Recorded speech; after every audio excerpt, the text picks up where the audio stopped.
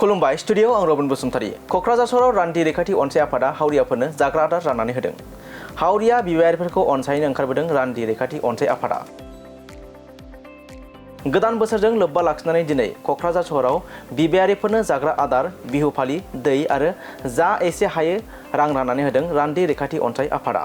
नंगौ, लामायाव थानाय माखासे हावरिया बिबायारिफोरनो उखैहाब गांहाब थानायखौ नुनानै रान्दि रैखाथि अनसाय आफादनि आफादगिरि मुस्रिमा सुमेरा ब्रह्म आरो गाहाय नेहाथारि मुस्रिमा अनिता जयसवाला बेफोरबायदि हावरिया सुबुंफोरखौ रैखाथि होनो ओंखारबोदों।